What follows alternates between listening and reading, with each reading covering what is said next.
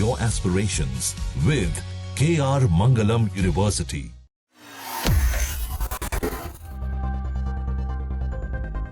New York शहर के mayor Zohran Mamdani ने ब्रिटेन के किंग चार्ल्स तृतीय को कोहिनूर हीरा भारत को लौटाने के लिए प्रोत्साहित करने की बात कही है। दरअसल 11 सितंबर 2001 के आतंकी हमलों के पीड़ितों की याद में आयोजित समारोह से कुछ घंटे पहले एक प्रेस वार्ता में भारतीय मूल के मेयर जोहरान ममदानी ने यह टिप्पणी की, जब उनसे पूछा गया कि अगर किंग चार्ल्स से अलग से बात करने का मौका मिले तो आखिर वो क्या कहेंगे, उनसे क्या बात करेंगे। तो ममदानी ने जवाब दिया कि अगर मुझे किंग से अलग से बात करने का मौका मिले तो मैं शायद उन्हें कोहिनूर हीरा भारत को लौटाने के लिए गुजारिश करूंगा। आपको बता दें, बाद में उसी दिन किंग चार्ल्स ने 9/11 मेमोरियल एंड म्यूजियम में मेयर ममदानी से मुलाकात भी की। दोनों के बीच हाथ मिलाया भी गया, लेकिन बकिंगम पैलेस ने ममदानी के बयान पर कोई टिप्पणी करने से साफ तौर पर मना कर दिया। ममदानी के कार्यालय ने यह साफ नहीं किया कि मुलाकात के दौरान उन्होंने यह मुद्दा किंग के सामने उठाया भी था या नहीं। कोहिनूर, जो कि वर्तमान में ब्रिटिश क्राउन ज्वेल्स का हिस्सा है और लंदन के टावर में रखा गया है, 105.6 कैरेट का प्रसिद्ध हीरा है, फेमस डायमंड। भारत ने लंबे वक्त से इस हीरे को वापस लौटाने की मांग भी की है। इतिहासकार बताते हैं कि 1849 में ईस्ट इंडिया कंपनी ने पंजाब पर कब्जा करने के बाद महाराजा दलीप सिंह से यह हीरा लिया और 1850 में इसे महारानी विक्टोरिया को गिफ्ट कर दिया।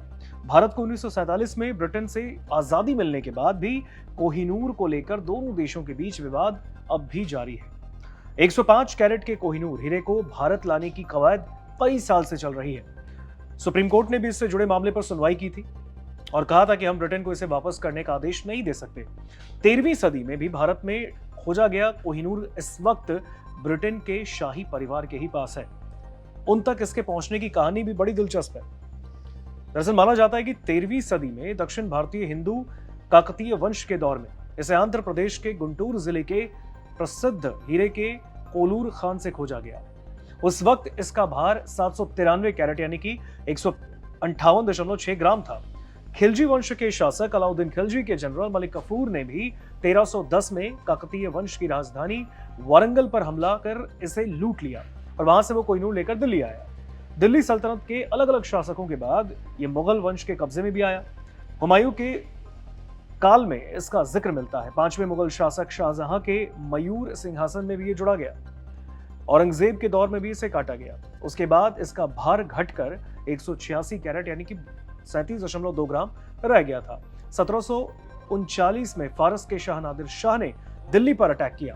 उसने कमजोर पड़ चुके मुगल साम्राज्य के खजाने को लूटा और उसे बाकी इंपॉर्टेंट चीजों के साथ मयूर सिंहासन में कोहिनूर भी मिला। वो इसे साथ ले गया और वहीं से कोहिनूर माउंटेन ऑफ लाइट का नाम मिला। 1747 में नादिर शाह की हत्या और उसके साम्राज्य के पतन के बाद उसके एक जनरल और अफगानिस्तान के अमीर अहमद शाह दुर्रानी के हाथ कोहिनूर लग गया। उसका एक वंशज शुजा शाह दुर्रानी एक ब्रेसलेट में इसे पहनता था और अपने दुश्मनों से गिरने के बाद शुजा शाह 1813 में लाहौर आया। वहां महाराज रणजीत सिंह से वो मिला और उनकी आवभगत के बदले में कोहिनूर उसने महाराजा रणजीत सिंह को दे दिया। महाराजा रणजीत सिंह ने इसे जगन्नाथपुरी को दान करने की इच्छा भी जाहिर की, लेकिन 1839 में उनकी मृत्यु होने के बाद ब्रिटिश ईस्ट इंडिया कंपनी ने उनकी इच्छा पूरी नहीं की। मार्च 1849 में द्वितीय आंग्ल सिख युद्ध के बाद पंजाब रियासत को ब्रिटिश भारत में शामिल कर लिया गया। लाहौर संधि के तहत कोहिनूर को ब्रिटिश साम्राज्य महारानी विक्टोरिया के पास भेजा गया। 1852 में महारानी विक्टोरिया यानी क्वीन विक्टोरिया के पति प्रिंस अल्बर्ट के आदेश पर इसे फिर से काटा गया और उसके बाद ये 42% हल्का होकर 105.6 कैरेट यानी 21.12 ग्राम रह गया। आजादी के बाद से भारत और पाकिस्तान इस पर अपना अलग अलग दावा पेश करते हैं।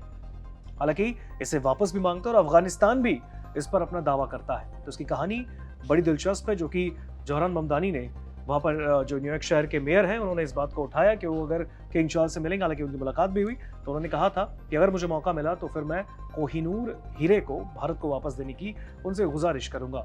और इसके पीछे की ये कहानी बड़ी दिलचस्प है, जो कि हमने आपको बताई है।